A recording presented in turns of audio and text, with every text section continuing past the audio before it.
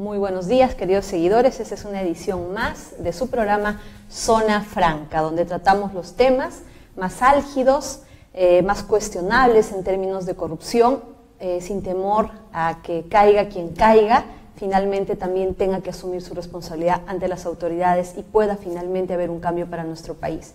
Este es un momento muy convulsionado para nuestro país porque hemos tomado conocimiento por versión del señor Jorge Barata la información sobre el pago, ¿no?, de ciertas campañas políticas, campañas presidenciales. Aún falta conocer aquellos aportes que se habrían dado a las campañas congresales, pero el día de ayer el Perú ha sido fuertemente remecido, pero también, además de ser un momento crítico para el país, que pone en crisis a toda la política nacional, yo creo que este es un momento de esperanza, un punto de quiebre desde el cual podemos hacer una nueva proyección del nuevo país que queremos, del nuevo Perú que esperamos tener ya libre de la corrupción. Pues no puede estar sucediendo todo esto, no pueden estar generándose estas revelaciones sin la esperanza de que nuestro país pueda mejorar, pueda salir de la corrupción en la que se encuentra sumada. Porque este debe ser un mensaje directo a todos los corruptos, que ahora todos están cayendo, por muy poderosos que sean, por mucho tiempo que haya transcurrido y que no se haya conocido esta información, todos los corruptos están cayendo. Entonces, desde los más poderosos hasta los más, las personas más insospechadas que nos podíamos imaginar, el día de hoy se han revelado en estos actos de corrupción, asimismo en la posibilidad de haber recibido dinero sucio, dinero de origen ilícito para financiar sus campañas. Y es que estos actos de corrupción en manos de esta organización criminal liderada por Odebrecht, inicialmente, como lo dijo el señor Mayman en sus declaraciones públicas, según se han conocido a través de los medios de comunicación, inicialmente pagaba sobornos a todos, distribuía sobres con dineros absolutamente a todos, pero llegó un momento en que se pasó de estar pagando sobornos a todo funcionario que pueda parecerse para que coadyuve con actos de corrupción, para que sea Odebrecht, las consorciadas y las empresas relacionadas las que siempre ganen estos proyectos de inversión millonarios, pasaron simplemente a querer ya tener un dominio total en todos los países, pues Odebrecht se extendió de Brasil hacia Latinoamérica y algunos lugares del mundo, de forma tal que decidió invertir en las campañas políticas para lograr poner a los presidentes en el poder y con ese poder tener las puertas abiertas para contratar a nivel de todo el territorio nacional sin ningún tipo de obstáculo. Es así que recordemos, señores, estas célebres palabras, tristes, célebres palabras del señor Daniel Figalo. En algún momento, cuando ejercía el cargo de procuradora y estaba intentando descubrir los actos de corrupción concretos que se estaban realizando o que se estaban investigando en la región Ancash, en el caso de la Centralita, tuvimos los datos por parte de varios informantes que nos decían que la empresa Odebrecht tenía como modus operandi contratar en sus empresas a los funcionarios que en las diferentes instituciones habían colaborado con actos de corrupción para que Odebrecht se hiciera de las licitaciones. Es así que nosotros conocimos sobre el rastro del señor Dirce Paul Varas Valverde, que había sido funcionario público en la Oficina de Infraestructura y Obras del Gobierno Regional de Ancash y que en forma posterior había pasado a trabajar a la empresa Odebrecht. Cuando hicimos esas consultas vía oficios a la empresa, es que recibimos toda una reacción claramente exagerada por parte del gobierno en la persona del señor Daniel Figalo, quien nos reclamaba del porqué de estas acciones, y las palabras que usó fueron pues que Odebrecht ponía y sacaba presidentes, que Odebrecht era dueño de Perú y dueño de Latinoamérica. El tiempo no ha hecho más que darnos la razón. Las declaraciones del señor Jorge Barata el día de ayer han corroborado no solamente lo que ya ha venido desarrollándose en términos de actos de corrupción, sino en términos o en la línea de investigación que corresponde al financiamiento de las campañas. Ha sido un terremoto, muchos ya sabíamos ciertos datos, pero que ayer ya el señor Jorge Barata, dentro de las investigaciones que lleva a cabo el fiscal Domingo Pérez por lavado de activos en contra de la señora Keiko Fujimori, ha recibido como información adicional. Cabe resaltar en este punto dos aspectos muy importantes. ¿En qué condiciones es que el señor Jorge Barata brinda esta declaración? Hay que tener claro el contexto. Es el contexto dentro de la investigación que se sigue contra la señora Keiko Fujimori, ¿no?, por el delito de organización criminal, ¿no?, y lavado de activos de manera autónoma. Es en esta declaración que el señor Domingo Pérez ha necesitado del testimonio del señor Jorge Barata y ha viajado al Brasil precisamente para recoger su testimonio en condición de testigo. No estamos hablando en condición de colaborador eficaz, sino de testigo. Así es que los abogados pusieron como condiciones que por esas declaraciones, en condición de testigo, no se le aperture ninguna investigación, en este caso propiamente, en el cual está declarando que es el caso de la señora Keiko Fujimori. Y es en ese contexto que brindó esta información adicional, es decir, gracias al fiscal Domingo Pérez es que hemos podido conocer esta información que hace muchísimos meses debió haberla obtenido el fiscal Hamilton Castro. En este punto nuevamente se proyectan los cuestionamientos hacia el fiscal de la Nación, quien fue el que decidió que sea el fiscal Hamilton Castro el responsable de esta investigación ad hoc en el caso Lavallato. Nos preguntamos, ¿por qué el fiscal no obtuvo esta información en diciembre del año 2016, que es la primera vez que recepciona la declaración del señor Jorge Barata, teniendo en cuenta que el fiscal Hamilton Castro ya en forma anterior, 2 años antes, había tenido bajo su cargo la investigación contra las empresas brasileñas? Ahora se está dudando y se está sospechando que realmente desde el Ministerio Público hay un halo de protección hacia el gobierno, hay un halo de protección a todas estas personas que el día de ayer se han conocido, habrían recibido dineros para financiar su campaña. Podríamos pensar que en este momento es necesaria la renuncia de la señora Mercedes Arauz, que es una de las personas que el día de ayer el señor Barata indicó haber aportado para su campaña. Por supuesto que sí. Consideramos que esa decisión en este contexto es urgente. Si bien es cierto, hay más cuestionamientos contra el señor Toledo, contra la señora Susana Villarán, contra la señora Keiko Fujimori, ninguna de estas personas en este momento está asumiendo un cargo público. En tanto, la señora Mercedes Arauz no solamente es vicepresidenta del país, sino también ejerce el cargo de premier, y lamentablemente las acciones que venimos conociendo por parte de ella sí son confrontacionales cuando se trata de la empresa Odres, cuando se trata de defender al presidente, cuando se trata de defender este decreto de urgencia que el día de hoy estaría siendo aprobado en el Congreso. Señores, nosotros queremos que en este momento no solamente entendamos la gravedad de la situación en el espacio político, sino también que en este momento exijamos un cambio en todo sentido para poder tener una esperanza desde el país, para tener un país sin corrupción. ¿Qué es lo que tiene que cambiar desde el Congreso, desde el Ejecutivo, desde el Poder Judicial, desde el Ministerio Público, desde la administración pública, para que podamos empezar una nueva etapa en la historia del Perú? Pues bien, ahora que se ha conocido esta información tan grave, seguramente será el fiscal Domingo Pérez quien aperture nuevas carpetas fiscales, nuevas investigaciones para investigar por su lado al señor Pedro Pablo Kuczynski, a la señora Susana de la Puente, en el caso del señor Toledo igualmente, aperturar una carpeta por lavado de activos, en el caso de la señora Susana Villarán del mismo modo, una carpeta por lavado de activos, de forma tal que ya será la competencia del sistema de lavado de activos quienes investiguen sobre esta nueva información que ha revelado el señor Jorge Barata, por cuanto estaríamos hablando de dinero dado en aportes, pero que tendría un origen ilícito. Esta información no iría derivada al fiscal Hamilton Castro. Si él, desde su primera declaración recepcionada al señor Barata, hubiera obtenido esta información, claro, él tendría que investigar estos casos. Pero ahora, que es un fiscal de lavado de activos el que ha recabado información sobre la presunta comisión de ilícitos penales por lavado de activos, sería el fiscal Domingo Pérez el que tendría que iniciar todas estas investigaciones. Y esperemos que, como lo ha hecho hasta el día de hoy, lo haga de manera prolija, obedeciendo, ¿no?, la ley orgánica del Ministerio Público, el Código Penal, el Código Procesal Penal, porque finalmente es este fiscal quien de manera célere, en pocos meses, ha obtenido la información que el fiscal Hamilton Castro no ha querido obtener durante más de 1 año y medio que ha tenido a cargo en la investigación Lavallato. Muy bien, nos vamos a una pausa para volver con nuestro invitado, el doctor Ángel Delgado, para poder analizar todo el contexto político actual. Bienvenido, por favor. ¿Cómo estamos?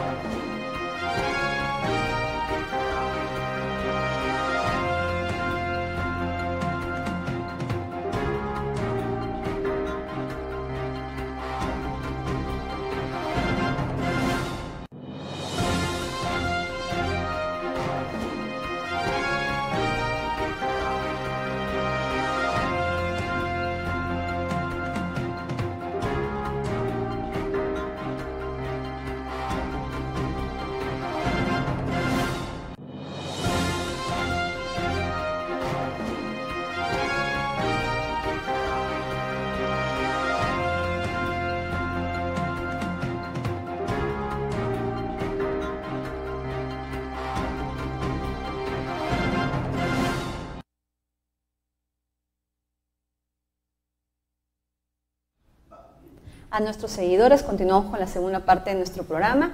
Estamos comentando el difícil momento que vive nuestro país al haberse revelado el financiamiento de la campaña del señor Pedro Pablo Kuczynski, del señor Alejandro Toledo, la campaña de la no revocatoria de la señora Susana Villarán, los aportes a la campaña de la señora Keiko Fujimori, y que finalmente aquejan a nuestro país y nos ensombrecen en conocer cómo es que se ha podido desarrollar la historia del Perú bajo la dirección de esta organización criminal. Y tenemos en estudios al doctor Ángel Delgado, analista político, para poder entender un poco qué es lo que está sucediendo ahora y cuál es el futuro de nuestro país. Queremos un país sin corrupción. ¿Qué es lo que tiene que pasar en este momento de graves crisis? ¿Hay o no hay esperanzas para el Perú?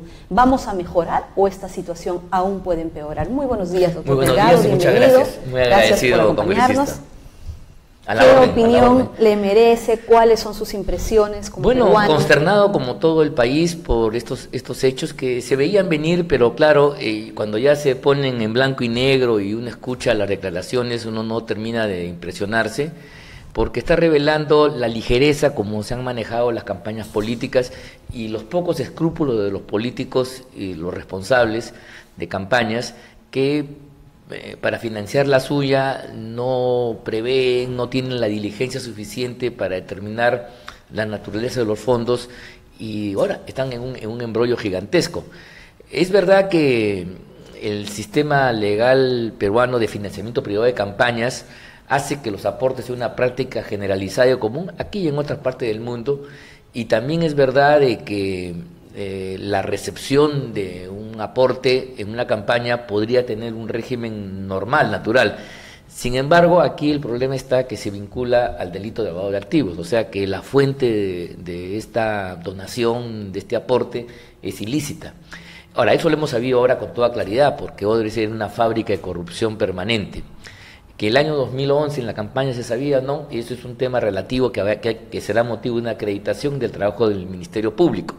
Por otro lado, hay que decir, hablando como abogado, ¿no?, más allá del escándalo que efectivamente va a tener que dar explicaciones y vamos a ver cómo el sistema insurge de una situación tan crítica, tan grave, del punto de vista penal, yo creo de que lo que tenemos es un nuevo set de instrumentos, de información, que le va a permitir al Ministerio Público construir las hipótesis de trabajo para poder avanzar en la investigación y, por supuesto, los abogados de las partes decir lo suyo para ver si estuvieron cumpliendo. No, porque, claro, el hecho clave, usted lo sabe, congresista, mejor que yo, es que tiene que haber un conocimiento o una sospecha más o menos por el origen ilícito. Del origen, claro, porque mañana, porque vea, el delito de lavado de activos no se produce con los partidos políticos necesariamente, puede ser una obra pía, una obra religiosa. Yo puedo mañana querer hacer una actividad cultural para los niños huérfanos, para las mujeres desvalidas y usar dinero que estoy lavando, pero eso tiene que acreditarse, la culpabilidad es siempre personal y eso es el esfuerzo que tiene que hacer la autoridad competente, el Ministerio Público. En consecuencia, penalmente creo yo que el escenario está para abundar, para trabajar más. Ahora, me llama la atención las respuestas, porque si bien el señor Barata no tiene por qué ser fuente final, tampoco hay razón alguna para que él mienta y abra el espacio en forma tan generalizada. Porque si él sesgara la información hacia unos y no a otros, podríamos decir, sí, aquí hay un sesgo, pero cuando él más o menos ha señalado las responsabilidades de unos y otros, creo que ese no es el problema. Ahora bien, todos han tenido prima facie la respuesta yo no sabía, nunca, no es que no sabía, sino la negación completa. Y creo que eso no sé si es la mejor práctica, porque finalmente, si se recibe o no, yo puedo decir, sí recibí porque había que tener campañas y punto, y al final se declaró, se puso y en fin, se da una explicación, y a lo más seré víctima del engaño, pues tendré que hacerme el mea culpa por haber sido timorato, por haber sido poco escrupuloso, no diligente en verificar las fuentes o sospechar que había algo detrás de eso, ¿no? Sobre todo en los montos mayores, porque en fin, también eso tiene que ver con lo que no es lo mismo recibir un aporte de campaña X dentro de un conjunto, que por ejemplo el caso de Ollantumala, donde el financiamiento de $3 millones es mucho más del 50-70% del total de la campaña. Cuando yo hago ese tipo de financiamiento, la verdad no estoy aportando, yo soy socio Claro. O soy dueño de la campaña. Incluso. Soy dueño del presidente. Claro, el caso de Susana Villarán es clarísima.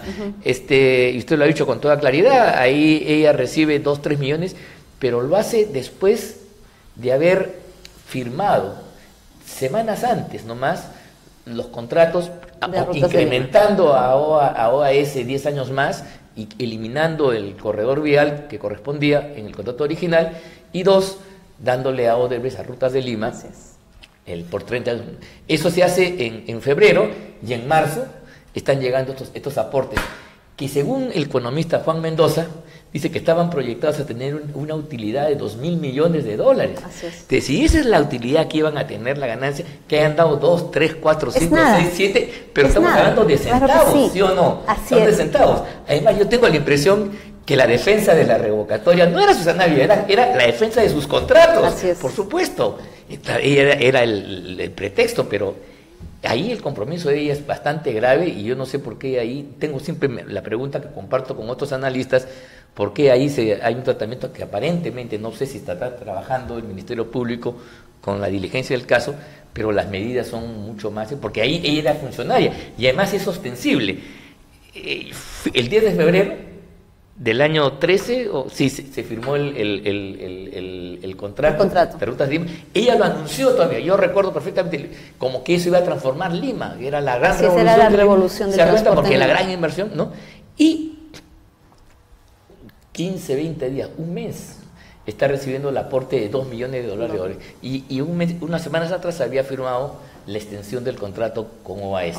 Entonces, ahí ella era funcionaria pública, y eso ni siquiera se puede decir que es lavado de activos. Esa es la colusión directa, ¿no? Ese es un delito mucho más claro, que yo creo que son más graves, no sé qué piensa usted, congresista, que el lavado de activos. El lavado de activos finalmente son las campañas, no son funcionarios públicos, pero la responsabilidad del señor Kuczynski, por ejemplo, su incompatibilidad de intereses es mucho más grave que haber recibido $200.000, porque finalmente si él ha trabajado tanto tiempo y que ya más o menos se vería que ha sido socio, que ha participado en todos los contratos, inversiones, proyectos de Odebrecht, resulta natural, lógico, explicable, razonable, de que cuando ha postulado pues le den pues un aporte, que en ese momento era pequeño porque sus posibilidades también eran diminutas, por lo menos cuando comenzó su campaña. Entonces eso no sé por qué se niega, y si ese fuera el problema del presidente, estaría ante un problema relativamente menor. Lo grave del presidente es esa incompatibilidad manifiesta,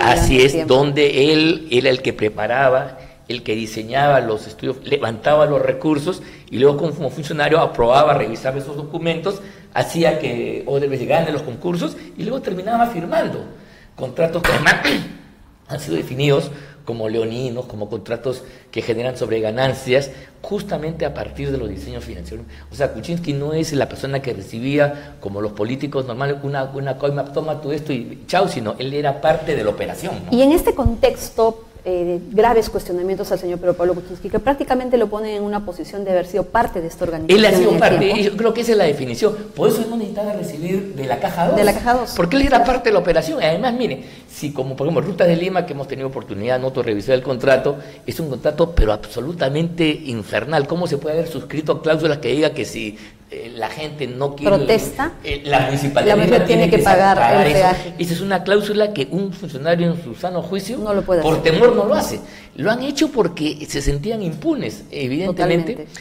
Y ese tipo de contratos, ese tipo de financiamiento lo hizo Westfield. Así es. Con el nombre de Sepúlveda, pero la empresa seguía siendo el señor Kuczynski. Entonces, y ahí hay una contradicción, porque la empresa Odebrecht ha informado que es First Capital la que brindó las asesorías. Sí. Pero cuando se le ha preguntado al banco de crédito, porque las asesorías son de estructura financiera, obviamente ha participado el banco de crédito, él informa que es el señor Sepúlveda el que ha participado como asesor directo de Rutas de Lima. Entonces ahí vemos ya que es pues asesor de los corruptos. Pero totalmente. El hombre de confianza del señor Kuczynski es hombre de confianza de la empresa Odebrecht. Y además, vean, en este caso, ni siquiera es el estipendio, el recurso por haber falseado, sino él ha hecho el contrato mafioso, el contrato lesivo, el contrato con sobreganancias, porque también estuvieron en los diseños de los trazos de la transoceánica y todo tipo de inversión extranjera, así como había un conjunto de estudios grandes que facilitaban y hacían los contratos, lo redactaban las normas correspondientes, así como había un grupo de constructoras, ¿no?, con Graña a la cabeza, que eran los socios cuando había obra física a realizar, había también un conjunto de empresas y personas vinculadas al levantamiento de fondos y a los diseños financieros, para que pudieran participar las empresas, estas inversiones extranjeras, concursar y ganar. Y aquí Kuczynski tenía un rol hegemónico y predominante. Él es parte entonces de la operación. De la organización criminal. Antes que una persona a la cual se le dio un estipendio para que salga. Pero en algún momento. Diferente claro. al caso de Toledo. Toledo era un ajeno. Pero el señor Kuczynski sí era parte de la estructura. En el tiempo, de manera reiterada. Totalmente, y en todos los negocios. Así es. Doctor, en este contexto, un presidente cuestionado como integrante de la organización criminal, una premier que ahora, ¿no?, según el señor Barata, recibió dinero para su campaña. ¿Acaso... Y una embajadora también. Y una embajadora que nos representa al en Estado este momento, peruano. al Estado peruano que habría recibido el dinero de la empresa corrupta. Todos los demás cuestionados no tienen un cargo público en este momento. Estamos exigiendo la renuncia del señor Pedro Pablo Kuczynski, se va a tramitar una vacancia, en ese contexto nos encontramos, pero no hemos volteado la mirada de la señora Mercedes Arauz.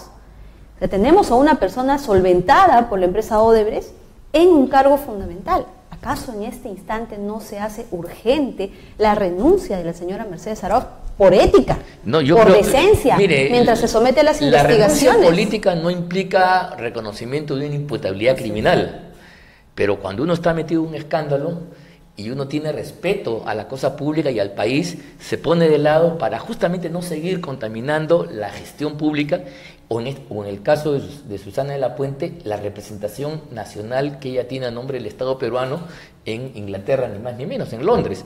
Entonces, esas personas que han sido mencionadas, al margen de su culpabilidad penal o no, eso es otro tema, otro asunto que ya verá el Ministerio Público, la autoridad jurisdiccional correspondiente. Yo creo que la ética debe que den un paso al costado, que renuncien para facilitar y asumir la culpa, por lo menos de haber sido ingenuo. En el mejor de los casos, me equivoqué, pues, y entonces yo, la responsabilidad por haber sido tonto, no haberme fijado, no haber sido diligente, o haber mirado con un ojo, con otro no, me voy, pues, mi castigo es el retiro. Ya después responderé por las otras cosas, si es que las hay, pero yo creo que pero estamos acostumbrados a una muy mala práctica. Eso sucedía antes, en la época mía. Había un ministro del Interior, por ejemplo, Mito de la Jara, famoso, un hombre de primera, ¿no?, que se produjo la muerte de un estudiante en el Cusco, y él renunció a la cartera por la muerte, simplemente porque se sintió comprometido, a pesar que él no había gatillado, él no tenía nada que ver en la operación. Ahora no, ahora esa voluntad de renuncia, de dejar libre la investigación, sanear la cosa pública alejándola de mi comportamiento errado, equívoco, ya no lo vemos en se atornillan. En y yo creo que el caso del presidente es gravísimo, porque mira, yo no sé pues hasta dónde van a tener que demostrar, pero la incompatibilidad es manifiesta. Hay que ser ciego para no ver los hechos. El caso de él es el más grave de todos. O sea, yo coincido, porque no es que se recibió un dinero, sino él era el que formulaba los contratos. Él ha hecho el contrato, él con su gente, ¿no? El contrato de Rutas de Lima, que es oneroso y que lo seguimos pagando. Él, o sea, ya por eso debería ser responsable. Peor aún si recibió, y peor aún si... Y en el contrato de Rutas de Lima, por ejemplo, se han pactado la ejecución de obras de 115 kilómetros. Panamericana Sur, Panamericana Norte y Ramiro Prialé. Pero estas vías ya estaban construidas. Eso es lo más grave. Eso es increíble, mire, ¿no? Eso cualquier funcionario es tiene que haber dicho. Usted que es legisladora, mire, yo no estoy en contra per se de la promoción de la inversión privada ni la asociación público-privada, no. Creo además que una obra puede usarse el mecanismo del peaje, pero siempre y cuando sea una obra nueva, ¿no?, que tenga además que sea mejor que la normal, y que yo entonces cuando uso la vía pago contento mi peaje porque estoy yendo más rápido, más tranquilo, más seguro. Rutas alternas. Correcto, pero no esos peajes de Lima en que se hace por mantenimiento. Yo no puedo entender cuál es y estoy pensando en el Norvial, donde se produjo la caída del hombre en Pasamayo, que ni siquiera hacen las barreras, o sea, ¿qué cosa es mantenimiento? No sé si usted ha tenido oportunidad de ir al sur, a las playas del sur, que han pintado la pista, han puesto arbolitos, y por eso cobran cantidades fabulosas en el espacio de 20, 30 años. ¿Cuál es la obra nueva? ¿Cuál es la obra física? Eso ya lo hizo el Estado. Y en el caso de Odebrecht es más grave todavía, porque Odebrecht pactó el 10 de febrero del año 13. A partir de ese momento ya era empezó a ganar. A partir de ese momento subió al día siguiente subió y por empezaron el tema a cobrar. del IGB, ¿no? Que ya, y en ese entonces no había hecho ninguna obra. Yo pregunto, ¿qué distorsión del mecanismo de promoción de inversión privada? ¿Dónde está la inversión que el privado trae a favor de la infraestructura pública? ¿Me explico? Hasta ahora no hay, en el caso de ellos no hay ninguna obra significativa. La que iban a hacer está parada. La que iban a hacer era la carretera Ramiro Pradilla, está parada, bueno, por los asuntos estos de los huaicos del año pasado, pero yo no veo ninguna obra de significación para que tengan un beneficio que, según dicen los expertos, ¿no?, que en 4 o 5 años se cubren los 500, 600 millones. Ya lo recuperaron. Entonces ellos tienen una utilidad de 2.000 millones. Imagínese usted esa utilidad, ¿no?, que van a generar, o sea, ya podrían ellos irse tranquilos a su casa y ya ganaron. Yo creo que, doctor, con usted tenemos un aliado más. Hemos iniciado una campaña para lograr la resolución de esos contratos, porque, como usted lo dice, al año pasado, el mes de junio, ya Rutas de Lima vendió el 57% de las acciones, a 430 millones. O sea, prácticamente de los 590 millones ya recuperó. Entonces, simplemente los ciudadanos ya no estamos dispuestos a seguir pagando 25 años. Y para que no es momento de que se resuelva. Y para que no se diga que somos arbitrarios, se le paga, pues bueno, ¿cuánto más has gastado? Tanto. Mire, cualquier cosa que sea 100, 200, 300 no va a hacer nada de los con 25 la años. Perspectiva de utilidad que van a tener ellos sin ningún sentido. Prácticamente se estaría llegando a pagar 60 soles de peaje.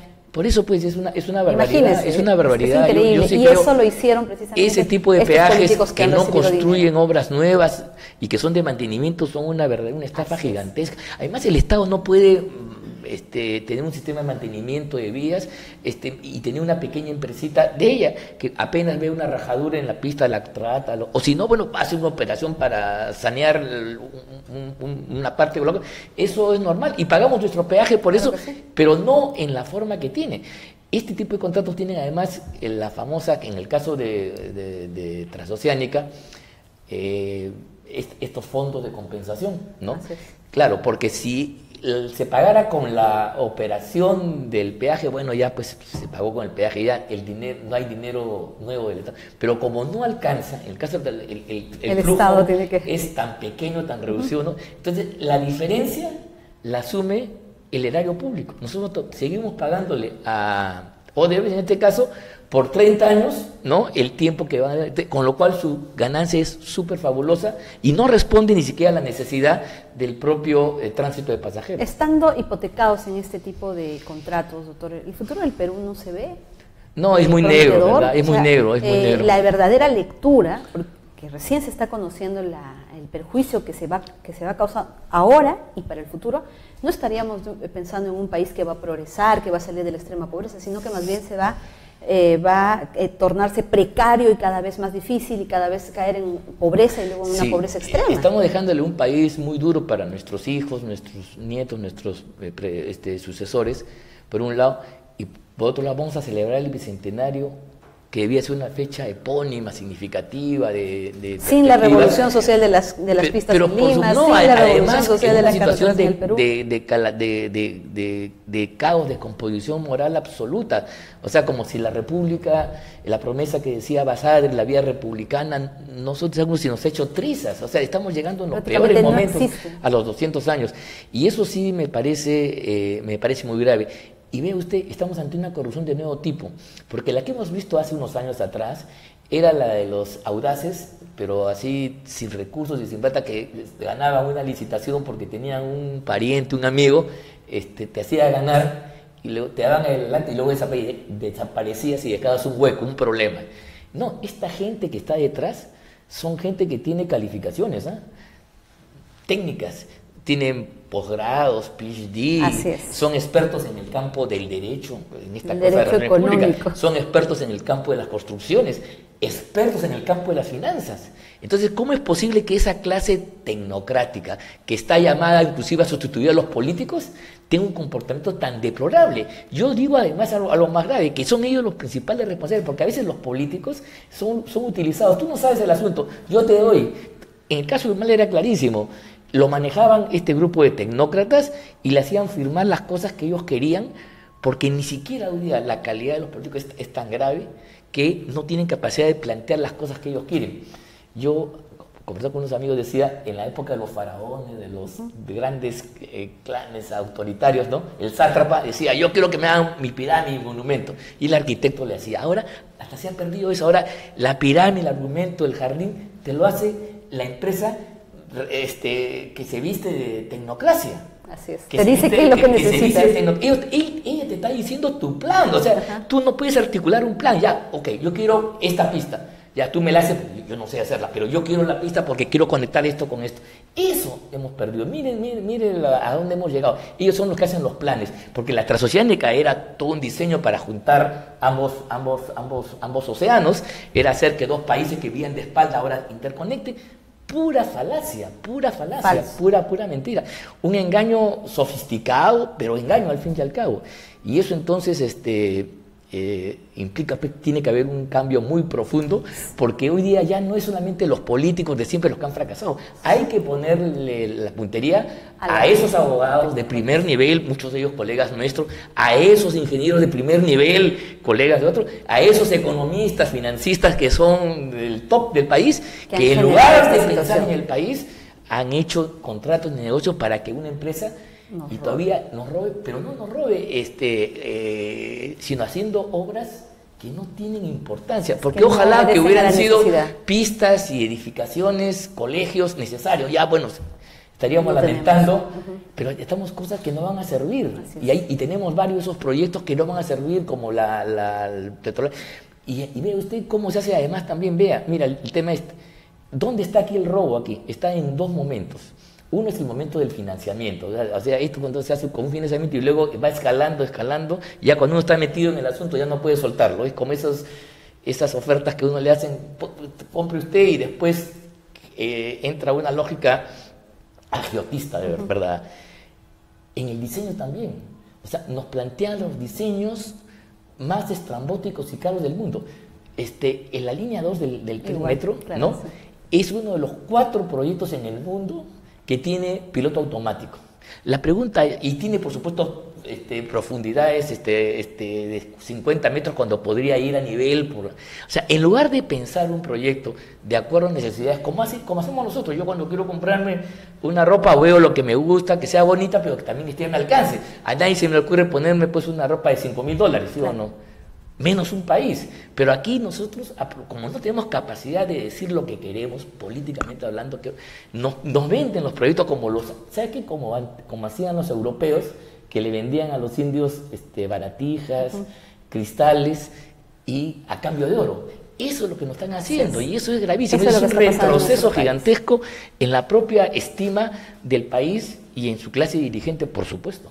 Lo que diríamos, ahora sí, una verdadera revolución. Yo creo que sí, y eso, si no lo hacemos razonablemente, va a ocurrir, porque yo creo que va a haber un descontento muy grave que va a explotar en cualquier momento por cualquier intersijo, rendija que se haga por ahí, y quizás y vamos a seguir lamentándonos, pero los venezolanos que hoy se lamentan también tuvieron después de una época interesante, entraron a una espiral de corrupción gigantesco que explica Chávez. Chávez no es que nace de la nada, explica de un proceso de descomposición de la democracia, del régimen venezolano, un régimen democrático importante. No justifica a Chávez, por supuesto que va, pero las cosas hay que poner en su justo nivel. Es el ángel vengador después de tanta desgracia, que ese no sea el destino del Perú en el futuro, ¿no? Por supuesto. Doctor, el día de hoy, por ejemplo, en el Congreso, no sabemos si ya lo han aprobado, se está discutiendo la aprobación de este proyecto que envió el Ejecutivo para reemplazar el decreto de urgencia 003, que ya,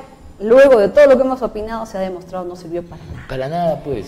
En este momento, el Ejecutivo intenta hacer de los congresistas sus cómplices de lo que en realidad es un interés del señor Pedro Pablo Kuczynski y de la señora Mercedes Arauz de querer siempre emitir normas que de alguna forma estén beneficiando a la empresa Odebrecht, que no se embargue el patrimonio de la empresa Odebrecht, sobre pretexto de no, dejar a los proveedores sin pago, de que toda la actividad económica se paralice. Es cierto, necesitan seguir trabajando, necesitan cobrar sus dineros, pero la forma en la que se le quiere proteger con esta ley que ahora se pretende aprobar en el Congreso, lo único que va a generar es que estas empresas en el futuro vuelvan o sigan contratando con el Estado.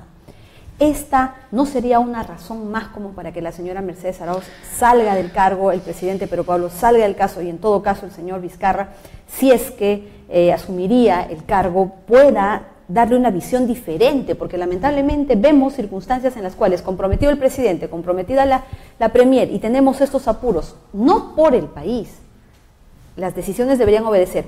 Si saco esta ley, ¿estoy protegiendo los intereses del Estado peruano? ¿Qué quiero, qué necesito en esta situación crítica? Que no contraten más, que estas empresas corruptas no sean contratadas por el Estado.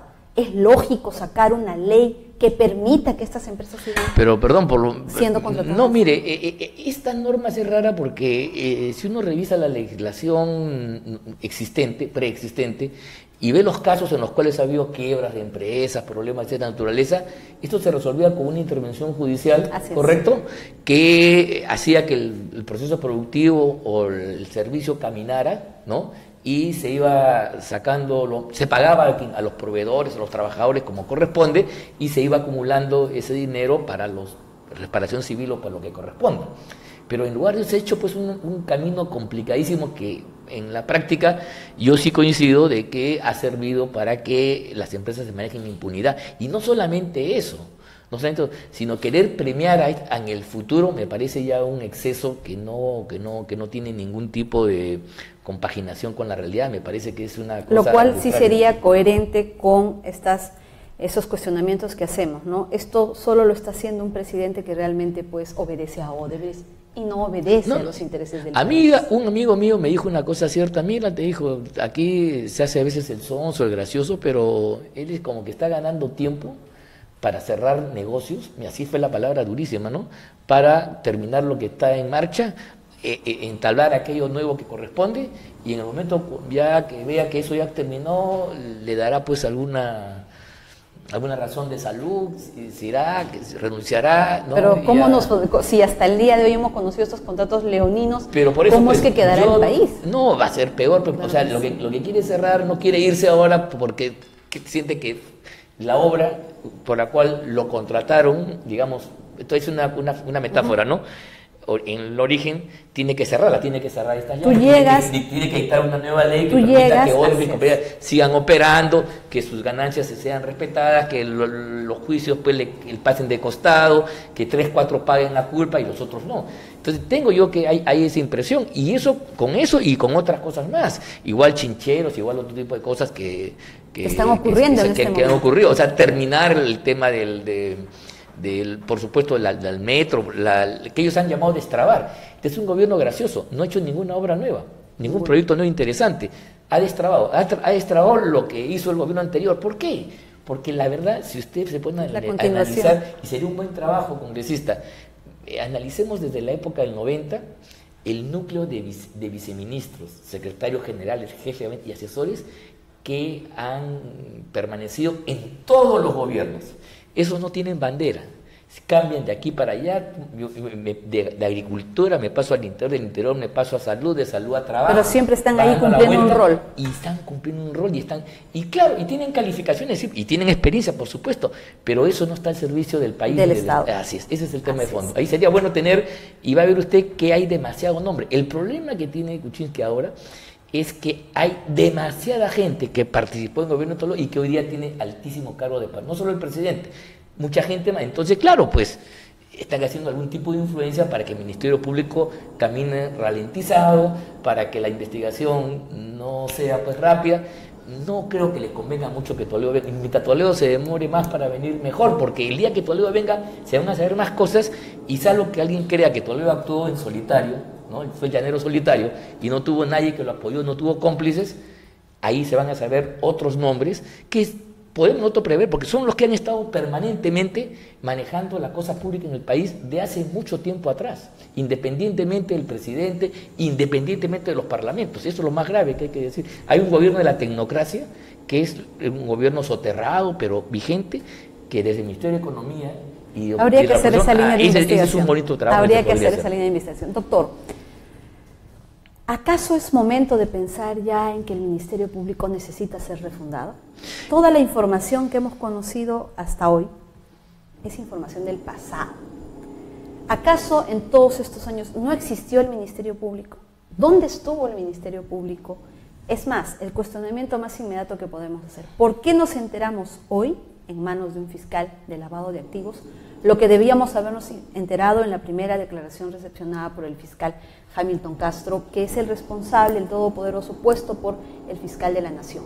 Lamentablemente, tendríamos que a la vez hacer otra pregunta. Este fiscal tuvo en sus manos la investigación de todas estas empresas brasileñas. ¿Qué hizo en ese tiempo? Sí, ¿Por pues, qué no se conoció? Y no solamente, en el pasado? la información que, por lo menos, que se conoció previo a la vacancia, era una solicitud, una carta que envió la comisión, ¿no? Que dicho sea de paso, la planteamos nosotros. Okay, entonces, hacia la comisión y la comisión. Y eso el Ministerio Público, ¿no? A pesar que tenía un acuerdo de cooperación, no sabía nada al respecto. No allanó, porque si allanaba, hubiera encontrado esa información. Ahí ha habido una lenidad, negligencia. No estaríamos hablando ya, lamentablemente, de una institución ya cómplice que necesita cambios. Hay que decir eso con toda claridad. El Ministerio Público creo que no está a la altura de la grave responsabilidad que tiene, ¿no? No tenemos fiscales como en otros lugares que sí deberían abanderar esta lucha y tener la confianza ciudadana. Al contrario, vemos cómo sesgan, cómo actúan, cómo frenan, cómo actúan, y eso a mí me parece realmente complicado. Porque lo que ahora tenemos es, si bien es cierto, hechos hoy del pasado, pero nos queda un futuro. Se tendrán que investigar, pero aquel delincuente, aquel corrupto que en este momento está cometiendo delitos, vea esta fiscalía que se demoró 10, 20, 30 años en descubrir estos hechos, o que no los quiso descubrir, o que sí los conocía y que simplemente los encarpetó. ¿Cuál es el futuro que tenemos para el país? Hay un caso clarísimo que no tiene que ver con la corrupción, pero es un delito de lesa humanidad.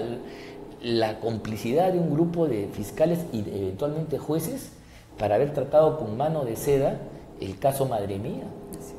El caso Madre Mía es un caso, pero de derechos humanos, de genocidio. Está penado por toda la legislación internacional, ¿no? Y aquí hubo una decisión deliberada de que como que había que impedir que alguien gane, que gane esta como de lugar, y hacer caso omiso a toda la información que se tenía, que se sabía sobre el capitán Carlos en su momento, y sobre el manejo corrupto que tenía de los testigos, los cuales eran comprados. Se hicieron los locos en todos los idiomas y luego hemos tenido que conocer que había una información complementaria por otras informaciones donde aparecen conversaciones donde se están dando instrucciones para comprar. ¿Ven usted? La información la han tenido, solo que quien fue responsable en esa época, consciente o no, pero igualmente culpable, lo dejó de lado y no cumplió su rol de denunciar, de investigar como correspondía, ¿no? Lo peor que nos podría pasar como país es que estas investigaciones, estando a esta intención que está evidenciando el Ministerio Público de proteger a estos políticos de los cuales recién hemos conocido estas graves declaraciones del señor Barata, si en el futuro siguen de esta misma forma, podría ser que estos casos se archiven, no logren una sentencia. ¿Qué es lo que tiene que pasar en el Ministerio Público en este momento para que por lo menos tengamos la esperanza de que, por un lado, si bien es cierto, queremos un cambio para el futuro del país en la administración pública, pero no podemos dejar de quitarle la atención al Ministerio Público? ¿Qué tiene que pasar en el Ministerio Público para que acompañe este cambio? Y más que el Parlamento, porque esto es una acción que es de competencia, está en el ámbito de los fiscales, de la Fiscalía, no tengo duda alguna. Y si aquí este sistema empieza a fallar, entonces todo el esfuerzo de lucha anticorrupción, todo lo que se dice, todo lo que se comenta, va a acabar en el parto de los montes, o sea, en una cuestión mínima que no tiene ninguna importancia. Yo creo que aquí sí hay que hacer un esfuerzo, que no sé si pasa por la denuncia que usted hizo contra el fiscal de la Nación, la cual tramposamente fue vinculada a una campaña de golpe de Estado, cosas por el estilo, para quitarle como si los funcionarios de alto nivel que tienen tanto poder, que deciden sobre mi libertad, sobre nuestro patrimonio, sobre nuestra honra, nuestra familia, sean incólumes y solamente puedan ser sujetos de los procedimientos jurisdiccionales normales y no de mecanismos calificados de control, como es el control político, el llamado impeachment, que en el mundo anglosajón funciona perfectamente. Es un mecanismo de la República Popular para pedirle cuentas a un alto funcionario que no es a Juan Pérez, ni siquiera al funcionario medio, sino al alto funcionario que, como tiene un exceso de poder, la forma de compensar es a través de un mecanismo ágil, directo, de poder saber qué está pasando. Y si no, la sanción ahí, vete del cargo, porque tampoco eso implica imputación penal. Claro, porque lamentablemente... Pero eso ya se pone en cuestión con estas últimas sentencias, incluso de la Corte, en la cual se le daría una protección, una invulnerabilidad, repito, a quienes están dotados de un exceso de poder. Eso sí, no puedo creerlo. Ahí los derechos humanos, en lugar de ser derechos de la gente, empiezan a ser el nombre con el cual se ven los privilegios, las goyorías, porque finalmente el antejuicio, el impeachment o la acusación constitucional es una especie de prejuicio, ¿sí o no? Es para levantar del fuero. Claro, necesario precisamente en circunstancias... Es una prueba que Juan Pérez no la tiene, ni el funcionario menor la tiene. Lo denuncia usted al órgano correspondiente. Entonces, esto está muy mal. Pero ¿sabe qué cosa? Yo creo que esto tiene una raíz de fondo, si me permite. Es que todo eso está vinculado a la cúpula del poder. Así es. Tengo yo la impresión que la no renuncia de Kuczynski y lo que ha significado el problema de la no vacancia, en la cual, paréntesis, se ha actuado con métodos montesinistas. ¿Se acuerda usted cuando pasaban bueno, eso era soterrado? Ahora lo hemos visto, estamos viendo. Hoy día vemos un grupo de congresistas que dice que va a apoyar a un gobierno en aras a la gobernabilidad, y ese es el gran pretexto para esconder todo este asunto. Vea usted, mientras el núcleo presidencial se mantenga, todo el sistema de corrupción se va a mantener ahí, tembloroso, pero ahí va a estar amarrado. Yo tengo el plan que el día que esto caiga, ahí se va a poder producir una especie de desahogo que puede abrir para que aguas renovadas limpien este establo de augías que es el sistema que se ha montado.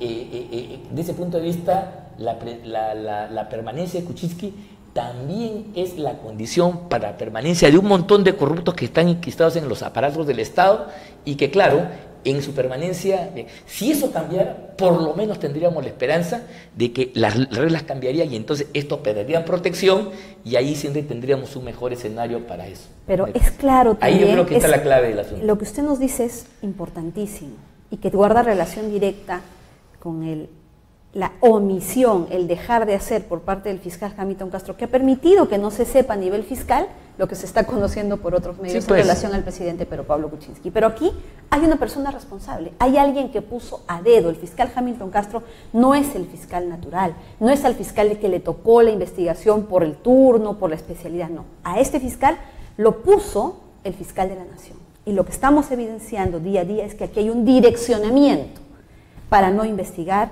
para no complicarle la vida al gobierno. Entonces, si nosotros sabemos que el responsable es el fiscal de la Nación y como usted lo dice, teniendo el poder que tiene, ya no hay una instancia donde se le puede investigar, que si se le hace una denuncia constitucional inmediatamente lo tildan de un golpe de Estado, que si uno acude al Consejo Nacional de la Magistratura, simplemente no se dignan a aperturar una investigación para establecer. Yo el día de hoy le pregunto al Consejo Nacional de la Magistratura, ¿a quién le echamos la culpa del nombramiento de Hamilton Castro? Claro. ¿Quién va a ver este tipo de investigaciones si todos se niegan a hacer lo que es su función? Una apertura de investigación donde se esclarezca, donde se establezca si hay o no hay una inconducta funcional. Una acotación, esto que usted está diciendo es el mecanismo perfectamente constitucional, no estamos aquí planteando algo de venganza, de represalia, salgamos de la ley, no, estas son las funciones que están asignadas por la legislación y la Constitución para proceder en estos casos. Solamente pedimos que cumpla su deber, no estamos exigiéndole hoy que actúa con venganza, no. Bloquea la investigación, no, porque eso, la autonomía por supuesto es para resolver, pero no somos seres humanos infalibles, no estamos nosotros libres de cometer errores y a cometer injusticias, y para eso están los controles que le dan a la majestad que tengo yo las garantías de que yo voy a actuar dentro de los marcos correspondientes del derecho, ¿sí o no? Y aquí entonces se está construyendo la famosa hipótesis de que cuando usted hace eso, usted está casi levantando una calumnia, usted está buscando un fin subalterno, como si fuera una persona, como si tú estuvieras haciendo a una persona privada. A la persona privada, yo creo que se le proteja al máximo porque no tiene poder. Entonces, a él hay que darle justamente un cúmulo de derechos que lo proteja. Pero los que tienen poder en exceso, al contrario, el Estado constitucional dice que tiene que haber equilibrio, tiene que haber contrapesos. Yo tengo tanto poder, tiene que haber una suerte de mecanismo que controle ese poder, porque si no, esto se vuelve omnímodo y controla todo. Como lo que está pasando ahora. Eso es lo que estamos perdiendo acá, y eso yo creo que estamos incluso trastocando el lenguaje. Eso de decir que es un golpe de Estado, que es una intromisión, por supuesto que yo estoy de acuerdo que los miembros del TC y los fiscales tengan autonomía, pero la autonomía no puede ser el nombre para incumplir, para delinquir y prevaricar, en todo caso. Por supuesto que no. Si no, estamos en un mundo, en una torre de Babel donde no nos entendemos, ¿no? Refundar el Ministerio Público. Yo sí creo, pero creo que eso pasa por romper. ¿Sabes qué? En los últimos tiempos ha pasado algo con todo el sistema judicial. Los jueces deberían ser, en los estados democráticos, en la teoría, deberían ser personas que solamente se dediquen a su campo, a su profesión, a lo más la docencia. Pero hoy hay demasiados intereses. Vea usted, los jueces y fiscales son miembros del Consejo de la Magistratura. No sé si es que ellos elijan a sus propios jueces, es casi poner a sus parientes, sus amigos, a sus favoritos. Eso yo creo que hay que volver a la tradición republicana de que sea el Congreso. Mira, el Tribunal Constitucional se puede elegir un poco mejor porque lo hacemos público, pero quién sabe lo que está pasando en los entretelones en estas instancias. Luego pasan al poder, entran a la política. ¿A través de qué? A través del Jurado Nacional de Elecciones. Así es. O sea, hay un fiscal y hay un juez que el juez preside. Ese juez después, en la anterior Constitución del 79, el presidente era un ex magistrado, era un hombre que ya estaba más allá del bien, un hombre mayor que ya no estaba para este tipo de negocios. Hoy día el que es aquí presidente de la Corte pasa a ser presidente de la Academia de la Magistratura, puede ir al Consejo de la Magistratura, puede ir al Jurado de Elecciones, ¿no? Y ahora, como el que tenemos, acaba de ministro. O sea, ha hecho un recorrido, una carrera política, pero caramba, así es, fabulosa, ya quisiéramos cualquiera de nosotros, ¿no? Y eso entonces, ¿qué cosa genera? Compromisos, pues, porque vea, las personas es la misma. Entonces, cuando debió actuar en el campo electoral y usted era candidata y yo la favorecí, y usted se vuelve parlamentario, se vuelve gobierno, entonces ya tenemos ahí un vínculo de apoyo mutuo, ¿sí o no? Entonces yo creo que hay que romper, yo creo que no, hay que especializar, hay que separar. Quienes tienen vocación para ser jueces deben dedicarse a eso. ¿Qué hacen ellos en el Consejo Nacional 1? Primero, me parece gravísimo, eso se llama gato en el despensero, es el nombre que creo yo, y en el propio Jurado Nacional de Elecciones. Que pongamos un ex magistrado que ya acabó, que ya no es parte de la carrera, al frente, pues, que han sido los mejores presidentes. Hoy el presidente buen pasado, ¿no? Yo era presidente de la cosa, ya no quiero, me quiero pasar acá, y de aquí me paso para allá. Y todos son sueldos fabulosos, todos son prebendas, todos son carros, gollería, seguridad. Es un circuito de poder que ni los parlamentarios tienen, por si acaso, hay que ponerle ojo por ahí. Muchísimas gracias, doctora. Muchas gracias, congresista. Creo que nos da esperanzas un poco para centrarnos los ciudadanos de pie, qué es lo que queremos, un país nuevo, y todas esas instituciones tienen que cambiar y tienen que cumplir con su deber, doctor. Encantado. Muy agradecido. Siempre bienvenido. Gracias. Muy bien, queridos seguidores, nos encontramos el día lunes con mayor información y con mayor análisis, siempre buscando un mejor país para nuestros hijos. Gracias.